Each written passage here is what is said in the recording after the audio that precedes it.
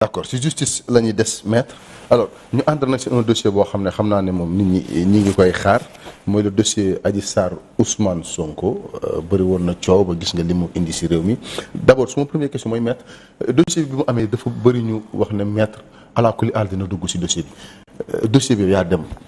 def constitué comme avocat Adji Sarr wala Adji Sarr moo la woo maître naka la nekkee avocat bu Adji Sarr parce que loolu aussi ñu ko laaj bëri na via la net. bon dafa am ñaari façon soit dañ lay jël fay la soit nga xam ne liggéey ci ngay jaamu yàlla gis xale bu jigéen bu ndaw waaw ñaar fukki at ñàkk ndeyam bàyyam amul doole seex ko ponkal moo xam ni am na doole am na équipe am na nitam am na alalam am na sax ñu koy cotiser ay millions di ko jox ti am na équipe de communication boo xam ni ak ay jeunes yoo xam ne dañu formé pour saaga rek ak di xoxataale ak di saaga nit ñi boo waxee lu ko neexul ñu saagal comme ça ma xam ne ñu bëri du ñemee jël dossier bii. d'accord ndax ki waxal jigéen bi séqal moom dafa fexe ba def lu ñuy wax terrorisme ci Sénégal képp koo xam ne waxoo lu ko neex maa ngi koy suivre ndee la maajoo rek seen benn émission leeral mu tëral leen xaw ma leen xaj yi mbow yi mu formé ñuy mbow te mën ne moom mooy chef d'orchestre bi ma fekk ko ci loolu mooy coach bi donc dañuy coacher ñuy saaga pour ñëpp ragal ko terrorisme parce que waa ji terroriste la danañ ci ñëwaat kon man il fallait que ku ma xam muy assemblée ga ma nekkoon député nekkal fa askan bi mais man mi nga xam ne dama àndoon ba léegi sax ak Macky Sall suma xarit nekk Benno Bokk Yaakaar ñu jàpp Khalifa Sall ci sama xam-xam ak na ma ko foogee pour man loo xam ni noonu la Mamadou Diop doon doxalee Pape Diop di ko doxalee bu ci jàppee Khalifa Sall suma xel mënu koo nangu ma dem defaan Khalifa Sall parce que ma fay ñaar dërëm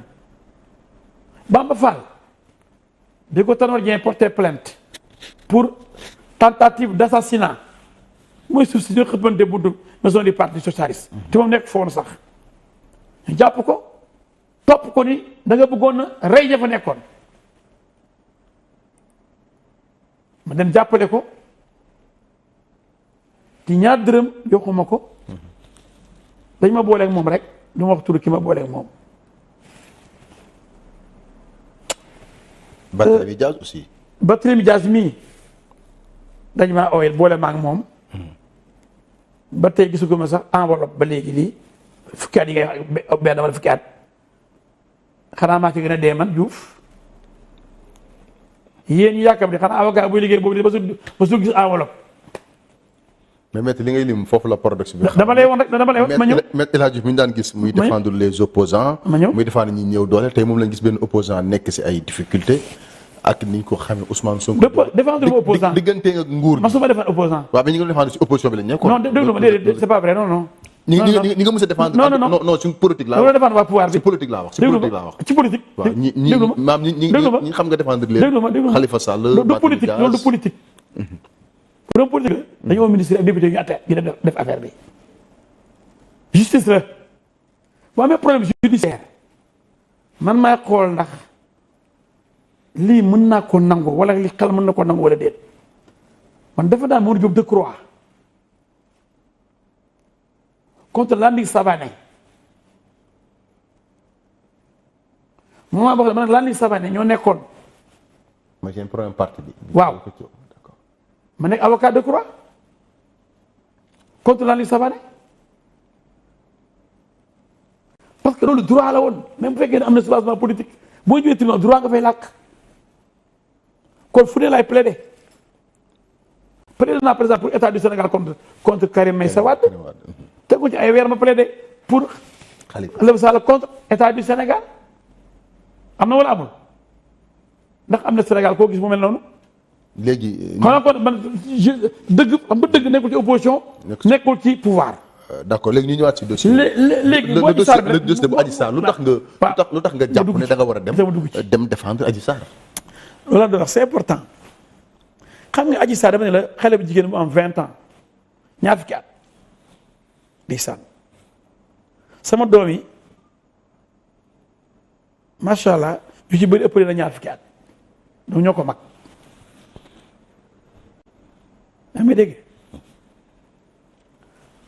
xale boobu kon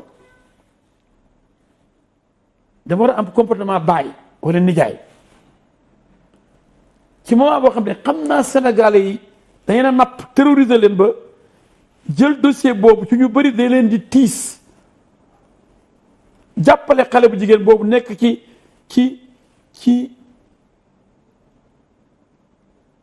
ci naqar ak coono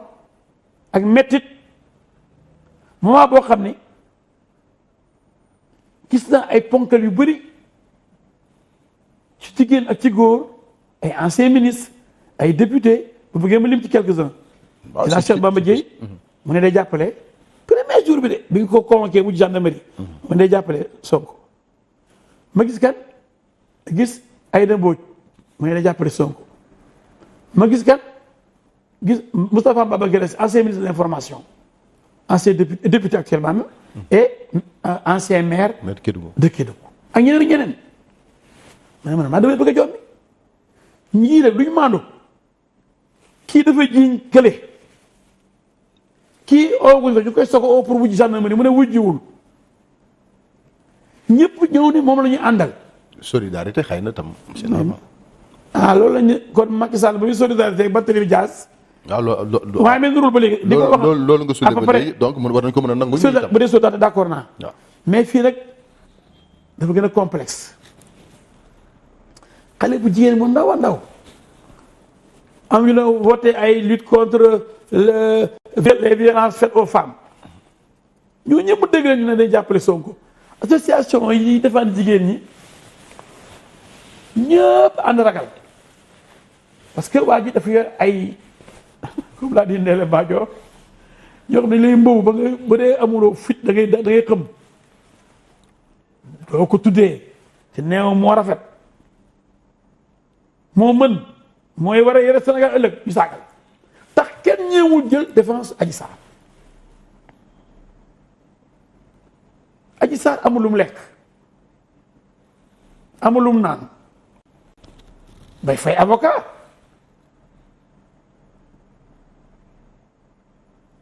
kon kay avocat du peuple rek moo ko mun dem défendre comme d'habitude ku mën a défendre Khalifa Sall nga xam ni xëy na milliardaire la mu ne défendre Barthélémy Dias xam ne 2 fois nekk dafa maire gérer ay milliards budget te ma soo jox 1 franc Mali comme Khalifa défendre Bamba Fall ba mu génn les vendredis de Bamba Fall les ajjuma Bamba Fall ba muy génn chaque ngoon chaque ajjuma 16 heures bu ñu julee juma ba pare maa koy animé ak les femmes ak les jeunes de la Médina à l'époque. mais sauf que dossier bi ci taxul Bamba Fall. mais sauf que dossier bi mais dafa fekk c'est sa diggante ak Sonko déjà taxul woon. non amuñ problème naa la expliquer pourquoi Bamba Fall dama ko doon défendre ndax boobu am na ko ma ko waxoon ne dimbali ma défendre ma ko mais mosoo yëkkati dërëm dama koy jox par contre au contraire bëgguma tuuti yooyu parce que day am lu ñu nuru mais ñoom ñëpp ñoo may xool di sëgg di ruus ndax boo jëloon sa avocat la nga waxoon defoo ca dara te avocat yi moom la ko war yëpp def na ko xel may ruus duma dugg ci détail mais toujours ci Adji Sarr nga ne sama diggante Sonko moo la taxutoon déedéet loolu taxul dugg ci bu doon keneen ku dul Sonko muy Ndiaye Ibrahima wala Lamine Diop def loolu Adji Sarr ma xam ni Adji Sarr ni mu néewee doole day sànn nag moom du ivoirienne du angolaise même bu ko nekkoon sax ma défendre ko ndax doomu aadama la far mu nekk taalibe Baay Ñas Mawlana nekk ku baax ci réew mi juddoo ci réew mi ndeyam faatu yàlla jël ko ndeysaan moom ko bàyyam amul doole waa Adji Sarr moomu benn ponkal nekk fële ñu jiiñ ko xaw ma moo def xaw ma moo deful mais ñëpp fii teg ponkal moomu bàyyi xale bu ndaw bi néew doole sama rab yi doole bañ de ku ma xam ma ne dinaa ko défendre ci kàttanu yàlla subhaanahu wa taala mu xam ni li muy liggéey ci la koy jaam moom suñu borom bi. c'est important ñu bëri fii defar na nee naa la ku defar Khalifa Sall fayu la ñaar dërëm Bamba Fall ñaar dërëm ma mosu ko lekk Barthélémy Dias ay yoon ma defar ko mosuma fay ti kat am na avocat bu jëlee ba Paris maître Khali Niang bi ne nekkoon directeur général ASP yi agent de sécurité yi dëkk Fatick ba mu nekkee Paris avocat bi ñu jàppee Barthélémy Dias quelques jours après oolu nañ ko fi dañ ko ooloo boobu Khalifa Sall mooy maire Dakar dañu abal salle de délibération de la mairie de Dakar hôtel de ville pour ñu def conférence de presse devant toute la presse Aïssata Tall Sall boycotté xam na ne moom du nangu en tant que xam nga avocat yi dañu xaw a kenn nangu sa morom ñoo jógee Paris indi pour moom wax quoi nga toog mel ni figurant. d'accord man maa nangoo toog ki wetu xaalis man ma ñàkk a ñaan toog xaalis ñaa waa ay affaire position parce que nee na loolu la jàng affaire fetal loolu expliqué quoi. ma gunge ko teeru ko ak Jean-Paul Dias papaam ñu dem ci salle bi ak ay sœur Barthélémy ñoom ñu foon jour boobu te basuma yónnee enveloppe bu 1 franc maa leen ni ma maa la ko jënd ci tàngal wala 31 décembre jot wala Tabaski mu ne ma sama avocat ndokkale ci lu ma xew la maa nga ba ci assemblée maa ko défendre bañ ne dañoo war a lever immunité parlementaire am. d'accord xam nga par contre ñaar góor pur lañ. gi nga Malick Noël Seck yaa ngi rappelé bi ko jàppee 2011 bi doon ay jàpp bi ñu demee menacé conseil constitutionnel. Malick Noël Seck bu Thiès. Malick Noël Seck nekkul Thiès bu Dakar bu Dakar dama jëm dama faa. danaa ñëw ci Thiès bi fu ma gis xam nga nu may waxee mon sauveur ma plaidé ko ñu bàyyi ko jox ma cër bu mat Talla Sylla moom Souleymane Ndiaye Brin bu Thiès bi leen jàppee. man defaa ne bañ génn lettre bu daw yaram la ma Talla Sylla bind fay ñu ma ñaar dërëm mais war nañu ma reconnaissance. da nga bëgg a wax Khalifa Bamba Bat reconnaissance bi ñu waroon am sa diggante ak yow amul. li ma wax daal mooy ñaar ñee daal ñee ñu reconnaissant lañ maa ngi leen di gërëm di leen sant. d'accord mais maître léegi. ay góor pur lañ Malick Noël Seck. ak Talla Sylla ak Souleymane Ndiaye Brin rëccu ma lu mu leen défendre fay ñu ma ñaar dërëm. mais maître amuñu ko woon. mais maître dossier Ousmane Sonko Adji Sarr. ñu ko am ne du ñu fay nag. Ousmane Sonko Adji Sarr fi mu dugaloon réew mi mois de mars ba 14 personnes ñàkk seen bakkan ba léegi dossier bi avancé wul alors président de la République devant la nation wax na ne am na dossier yoo xam ne bu ko leeree ne buñ ko soulever mën na indi réew mi fitna du nangu mu jëm kaw alors dossier bii nga xam ne indi woon na loolu mois de mars ndax jàppoo ne nag. tey réew mi soxla na ñu teg ko ci suuf comme ni ko président wax woon gannaaw mën na indi fitna aussi ci réew mi. malheureusement xam-xam du benn ñàkk xam ni war a bëri na ti yonent bi sallallahu alayhi wa sallam sama turando Moustapha neew na xam-xam jar nañ wuti ba Chine dañ nekk réew moo xam ne ñi jàng lool bëriwuñ ñu xàmmee ràññee lool bëriwuñ man ma jël mission di leen leeralal maa ngi ci leeral. moo tax ñu indi la fii pour. doon def ko ay coalition leeral xam nga ci dara sama coalition lu mu tuddoon. coalition leeral. leeral bëgg lu leeral bu tuddee woon ko leeral. boobu xamu woon sax danaa ñëw un jour ci studio leeral gii. ñu bokk kon ñu mën a yéen ay préoccupation mooy dara waru fee lëndëm. nga may ma sax mu nuyu Tange. temps yii maa ngi ko gis mu ngi toj télé bi. Tange bi ñeegu leeral di génne yu leer nañ parce que dafa am fit te nekk ni du dëgg Tange félicitations bon travail ma continuer alors dossier yi mettre le coude loolu la président wax pour bëgg jàmm am ñoo xam ne bu leen jàppoon musiba am loolu la wax yooyu teg ci suuf yooyu état bi la concerné comme bu Khalifa Sall bu Karim Wade bu ñeneen ak ñeneen bu ay ministres yu toppoon bu ay doomu Ablaye Wade ak yooyu mais Macky Sall lan moo ko may sañ-sañ fan la ko amee ban texte de loi. mais est-ce que mooy garant de la stabilité du Sénégal. ci laa ñëw si loolu l'axe de la confusion li nga wax léegi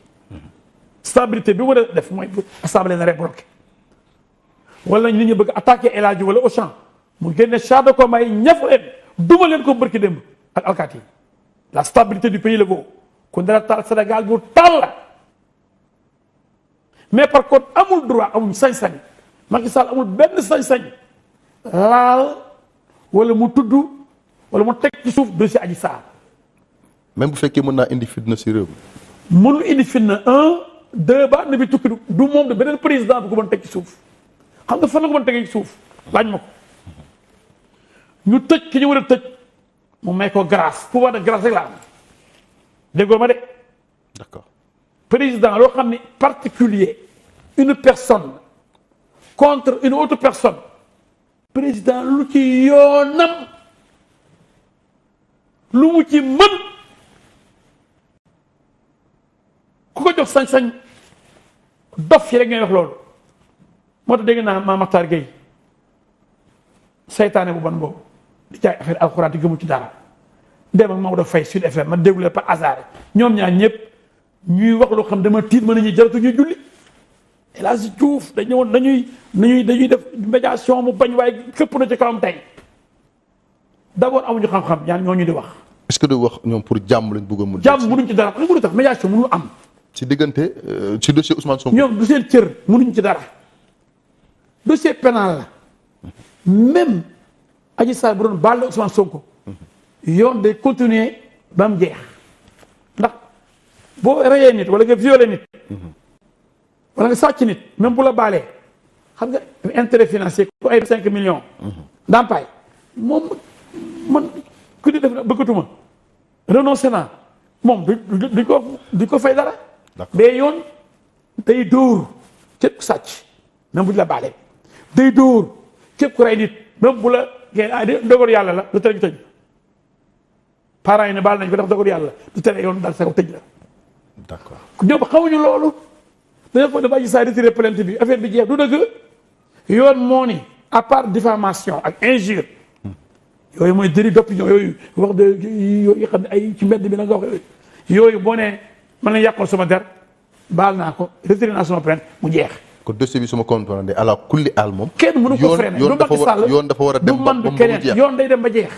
juge bu mën a ñëw di ko yeggali. mais dossier bi fan la toll moment bi parce que itam bi dépp bi feu Samba Sall yàlla na ko yàlla yërëm te xaare ñu génne àdduna déggatuñ dossier bi avancé benn yoon. waaw mais nag ma ko Samba Sall yàlla na ko yàlla yërëm daal di ñëwaat yeggali ko parce que nekku fi lu ngeen daw ba yéen a ngi wax ne kii def na 10 ans. Barthélémy Dias xam nga 11 ans. kii ba dëggul 1 an ngeen di yuuxu. parce que Adji Sarr daf ne na leer. Ousmane Sonko ne na leer Adji Sarr boo gën a yàkkamti sax. Ousmane Sonko tamit daf ne na leer parce que bëgg nañ avant 2024 quand même ñu vider dossier bi. waaw yooyu ay wax la rek am na noonu demee moom affaire bi jeexoon na bu yàgg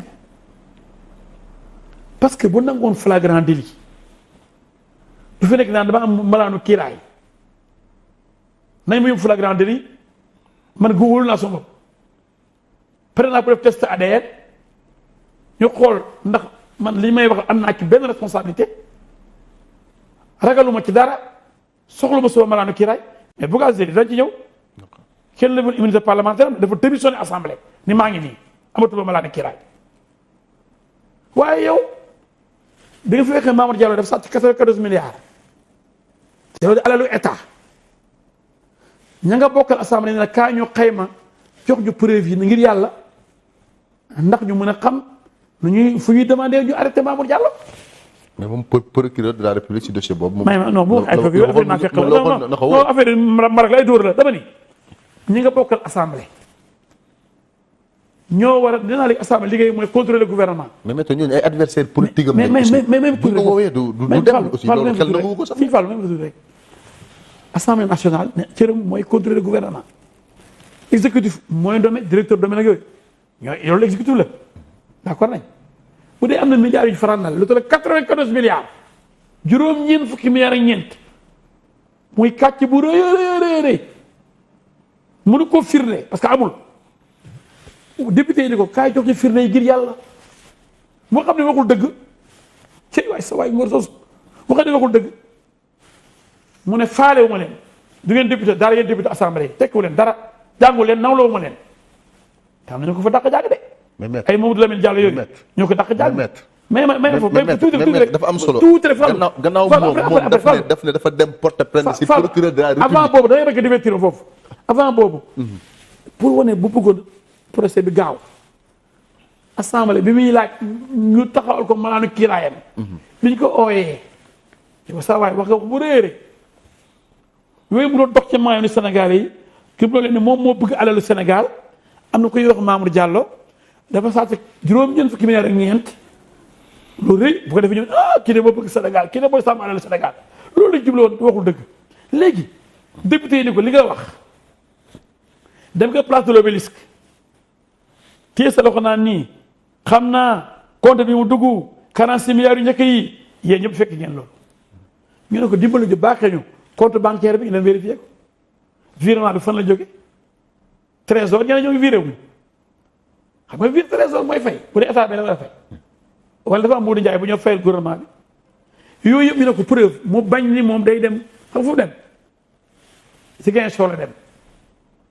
teg taabalam def conférence après jour bi assemblée di xool liggéeyu commission boobu nga xam ne moom moo tax commission boobu am te nangu fa teg tànkam commission d'enquête parlementaire sur les 94 milliards ba tey tegu fa tànkam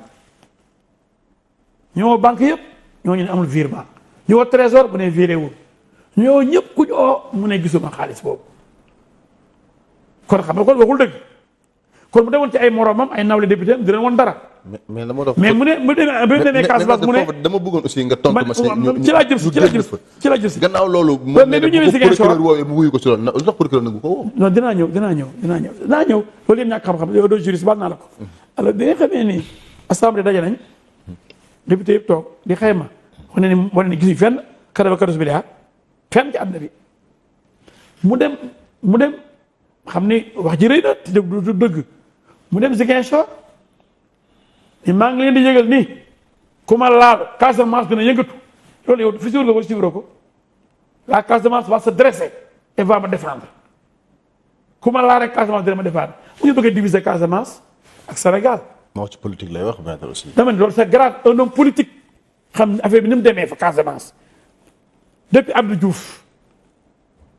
81 ba léegi li ñu daj pour jàmm am Casamance mu bëgg a taalaat safara si. bi ngeen ma laalee maa ngi nii Ziguinchor ku ma laal ku ma laal ku ne Casamance dina ma défendre Jean-François Marie Biagui ancien secrétaire général du MFDC cëgal si mu bind benn bataaxal def ci sunoo yëpp ni je suis Mamour Diallo mu ne moom Mamour Diallo ko gënal Sonko ndax Mamour Diallo du diviser Sénégal moom nekk na MFDC mais li Sonko dafa dangereux ndax ñoom jàmm lañ bëgg léegi. mais est-ce que maître boo ko analyser foofu bu ñu xoolee les événements de mars ñu xool bi ñu convoqué Sonko ni Casamance yi yëngoo est-ce que mënuñu ko analyser ne Casamance dañ ko bëgg goo xam ne buñ ko laalee Casamance kenn bëgg ko fa mooy noonu Casamance kenn bëgg ko fa. mais loolu wuute na ak li ñu gis présidentiel ak li ñu gis mois de mars. daanaka lu mu demee loolu lu ci nekk am na lu ko waral. mois de mars d'abord. tombé waral. ay gaaf la olof wax. yàlla leeral loolu nag sa ginnaaw ma ñu dem assemblée nationale dem wujji Ziguinchor kon moom fonkul assemblée bu ñu ko woowee ne ñëwuma yaa wax yaa tëgg yaa tulli ñu la kaay dimbali ñu woon ñu 94 milliards jox ñu ci benn preuve mu bañ ndax xam ne waxul dëgg ñu ne la kaay si gendarmerie nga ne man na député la mu ngi soog a fàttali ko ni moom député la cey man sama malaanu kiiraay laa bëgg ñu dindi ko d'abord bu ñu ko dindee tey 8 heures 10 heures ma wujji loolu la waxoon donc dama ne ma amal déedéet parce que man dama fet faal xuma waxtoo ne bu ñu dindee sama malaanu kiiraay tey 8 heures 10 heures ma wujji wax na ko wax ko non yow laay laaj. mais est-ce que du suivi de non dama bëgg rek ñun ñaar bu ñu ñaar ñu ñoo fit d'accord wax na loolu xam nga d'accord wax na loolu mais dama ne est-ce que du suivi d'accord non dama ne bëgg waaw ba yeggali mais dafay baax aussi nga xool suivi de Fallou kon si waa APR sëriñ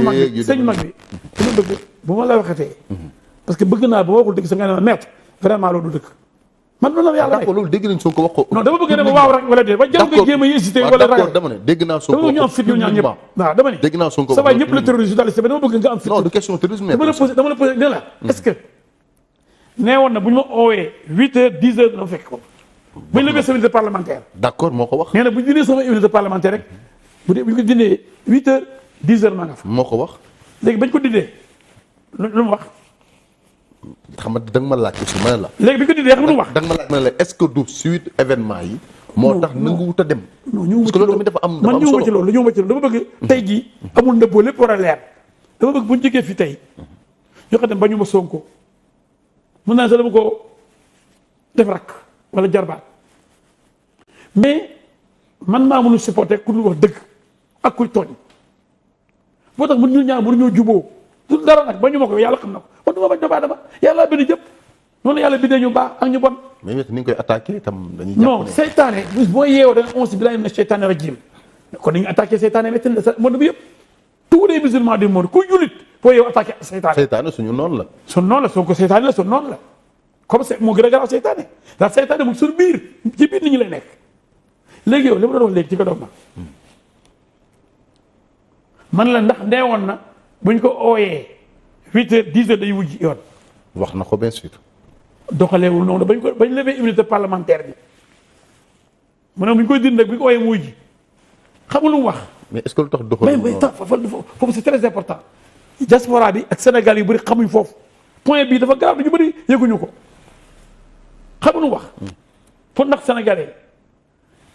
niñ dëndee sama immunité parlementaire jaarul yoon. assemblée xam gën koo xam texte yi moom xamul dara Moustapha Niasse ak ñoom ay miiru ñing ak ñu war a liggéey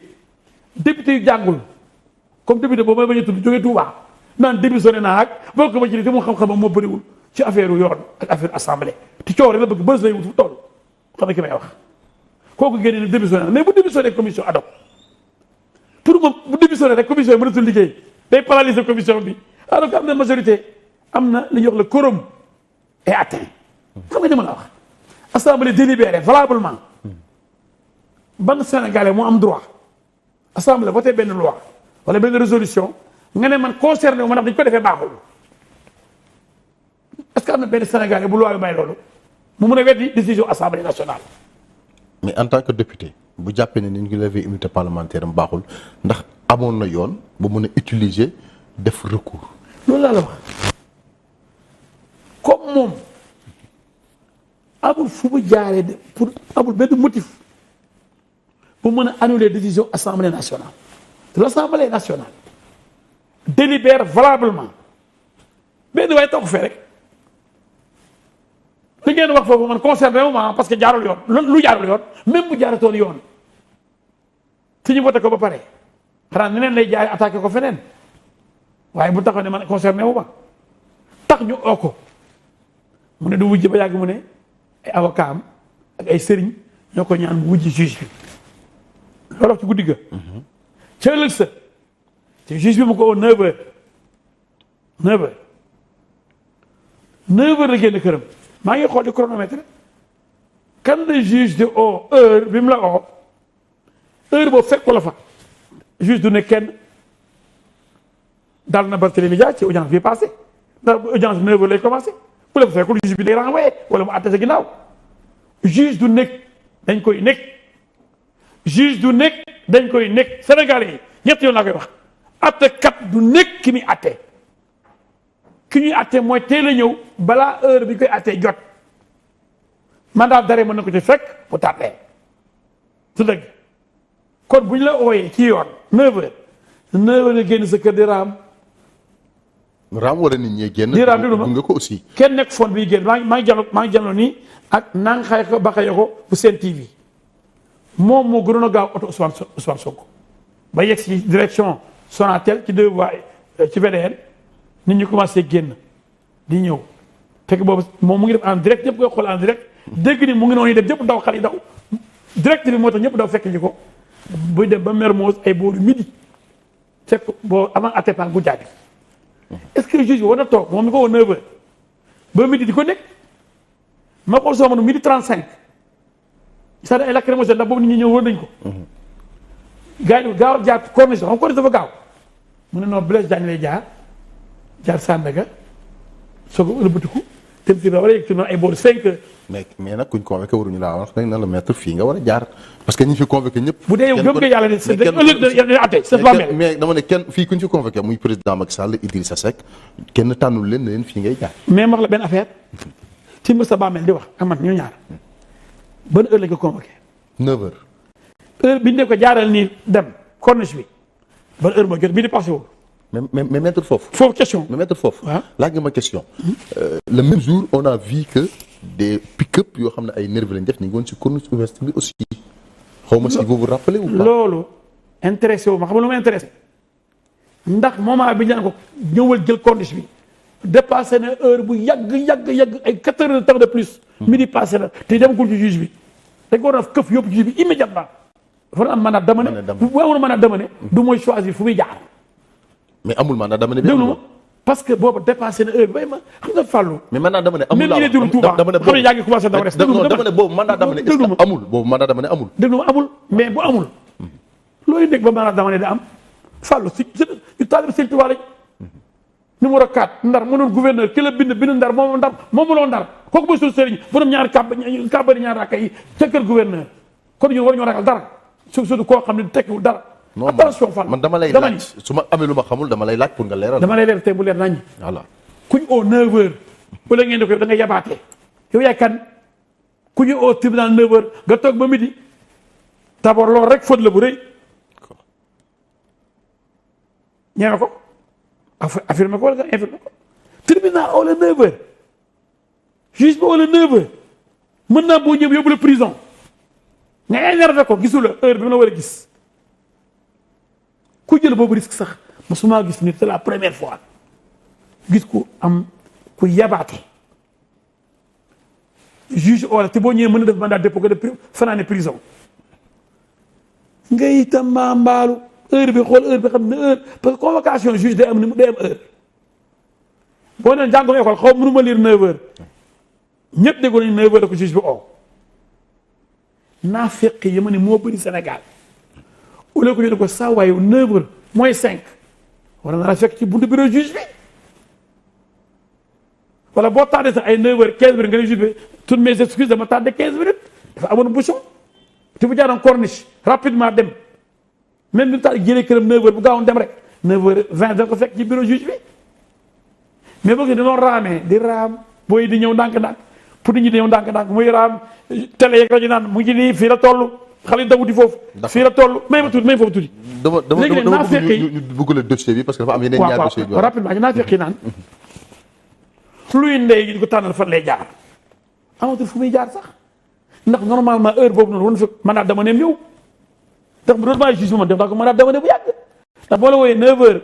ngay dof-doflu di reewantu di taxawaalu tamambaalu joxuma benn cër yabaate ba bëgg a dee xam ne juge fonk loo juge bi da nga ne faale wu tur de tur juge bi nee na faale wu ma Mamadou Seck faale wu ba Samba Sall faale wu ma ba sëñ Bassirou Gueye faale wu ma Malick Sall ak Macky Sall ñoom ñoom ñoo ànd bu comploté te loolu la wax tax bi ñu ko ooyee faale wu leen naa fekk yi naan dañ ko waroon a bàyyi bu jaar fu ko neex xooluñ sax heure bi ko oo waay nañ bàyyi naa fekk duñ ne ko yow 9h lañ la oo 9h ba midi bi ngay tamamaalu gendarmerie gaawal jaar nii ndax commencé na piquet bi ñëw nañ reyante nañ am ñu yor ay xeer corniche bi gën a gaaw pare muy am coow ñu la këf la yóbbu nga dem nga ne daw ma. d'accord pour vraiment léegi pour génn si dossier boobu carrément léegi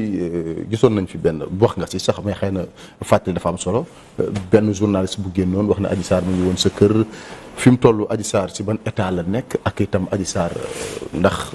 mën nañ jàpp na mu ngi Dakar mu ngi village am lan nga ñu mën a wax tey si Adji Sarr ak itam dossier bi tey naka lañ ko war a mën a gaaw attee aussi ba du àgg 2024 di indiwaat yeneen coowu politique entre Ousmane Sonko et le président Macky Sall bien sûr. donc d'abord dossier bi on s'en fout hein heure bu ko atteindre ak Ousmane Sonko. buñ bàyyee ba 2024 aussi mën na indi beneen coow. on s'en fout ba 2039 dama ni. kii est Ousmane Sonko ba moom mooy jox ordre comme ki waxoon ne bu ñu attewul le 10 du ba demati mais ñoom xam nga dañoo bëgg a yeb justice bi. dégg naa Ousmane Sonko mu naan man boo baax déggaloon du dem wuy ji parce que moom du wuy ji jamais masul wuy ji bi mu wujji woon dañ koo këf téye ko muy jéem a mënatee mel ne kuy mënatee loxo yi pour rek dox ci maanaam nit ñi te dara amu ci pour dire ni mu nekkee xale boobu moo garaaw mel ni gendarme dañ koy yeew alors que moo janjaari loxom def ko ci ginnaaw seetlu nga li ma image boobu soo ko garaaw na ñëpp gendarmerie ñu daal booy mi dem ak bande yu bëri dugg ci booba couvre-feu bi bëri na fi nit ñi sonn nañ xale yi bëri liggéeyu banlieue bi sonn nañ mu jiite mouvement boobu nag de protestation yi ñu leen ñii di daw di sàcc ceeb bi ci biir Auchan yi ñii di gàddu suukar si ñii di jël ci biscuit yi pour am lu lekk ñi ñëw sama kër taal di xëccoo samay ñam loolu am na benn image bu reeloo ba ci waxoon sax loolu amul solo mais alors Adji Sarr voilà dama def benn affaire am na ñoo xam ne mi ngi sa kër heure bi koy attee justice temps am la am am dañ gaaw ba ne dem de sulli juge bi mu attee mu continuer procès bi ko tant que juge ñëwul bi ko war a remplacer lu ngeen def déglu leen lan la le temps de la justice c'est pas le temps des politiciens là nañu may jàmm justice bi ñu ŋànk nañu yàbbi justice sonal nañu d'accord maître Adji Sarr ñu ne Babacar Touré bu Kéwoulo la xaw ma nan kuy wut fenkat ci àddina bi ba ngay wut ba mu jeex Babacar Touré la maa ngi koy mu may dégg mu ne journaliste la yoo créé sur Kéwoulo xaw ma lan kooku est-ce que nit la est-ce que am na deret ci yaramam mu ne avocat bi Adji Sarr dafaa dawee muy tonton muy man waaye avocat mu ñëpp xam mu ne ñu fekk ko ci benn station ginnaaw mu daw kër avocat bi mu nekkoon boobu léegi barke alxuraan billaahi wallaahi taalaay Adji Sarr masul France sama kër masu fa ndekkee masu fa añee masu fa reeree bu fa ñëwee xanaa déclaration bi mu doon def te moment boobu tàngoon na ba kenn ñëwu ko accueillir benn hôtel nangul Adji Sarr ñëw ñu defee fa conférence de presse ba risqué ko d'accord risqué ko devant l'histoire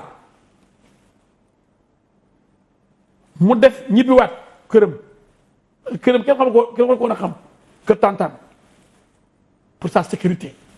ndax booba sama gars yi jëfur nañ bëgg lu may rey Adji Sarr la preuve bi ñu ko mënul rey gisuñu ko sama kër la ñëw pour rey ba fekk ñu ma fa ñu sàcc sama kër taal sama kër dem seen yoon yooyu ay jaasi nag anamu fu mu nekk kon ay criminel lañ Sonko ak équipe am c'est une équipe de criminels Sonko est un criminel et j'ai porté plainte contre lui moo tax bi ñu affaire CPI ma ne ko yow yaa war a dem CPI pas Macky Sall Macky Sall waxul benn ween mortel combat newul kenn wàcce rayante yow yaa ne nañu wàcc rayante que na leen jaral seen bakkan ana say doom ana say jabar nga ne Sénégal yi na leen jaral seen bakkan waaye kii mooy yabaate te bon mais tu te rends compte nit ñi topp bet na ñenn ñi parce que dem nañ ko booba euro bañkat tudd bañkat jamais fii la doon neexal Mansour Faye pour gis Macky Sall génn vidéo ba ko yaa xam bay balancé te ba ne mosul toog ak Mansour Faye boobu garaaw na de te boobu audience ci Macky Sall pour du tëj tay bu Njaay bi nga xam ne ñoom ñaar ñoo bokkoon programme domaine bi mu nekkee domaine di ragal moom ñu jàpp ko dugal ci biir kii ñi ko xamul rek lay nax. d'accord moo tax ma am problème bi ma la laajee ni tax ne dama acharné wu ci moom. ba ñu ma ko de. c'est vrai ñu bëri dañuy jàpp ma gisee saytaane heure bu ma jullee dafa am loo heure boo yeewoo loo xam ne. heure boo yeewoo da ngay muslu ci saytaane fii la ni joxe addiya jël addiya c'est criminel jëlal livre am bi fii la waxee ni amul ak benn kii tarixa Cheikh Yérim Seck posé ko question bi keroog bi génn livre am bi place de l'Obélisque mu ne ko man fépp laa bokk nangu bokk benn tarixa après mu ne sëñ Abdou mi nekk Daaru Muxti mooy sëriñam dégg naa màggal ñu ne Serigne Cheikh moo ko invité yooyu yëpp ay propagande pour ndax murid yi mais murid yi la gën a bañ kon ak keroog bi ñëw ci sëñ Mountakha yaree dëkk naan ko ñi gën a di dee ñi gën a bëri te moo yaree de ñi ci gën a bëri ay murid lañu foo ne day manipuler sëriñ bi mais sëñ Mountakha jour boobu mais maître il m'a surpris gis sëñ Mountakha nekk ne dafa am xam-xam politique xam lu mu wax nekk ne dafa xam idéologie te mu tiit ma ne mag ñi un vieillard qui meurt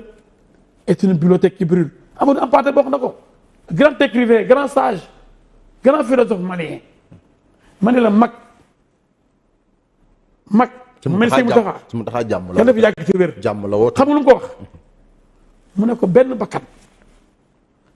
mu ne wur réew jarul benn bakkan rek ku ko faat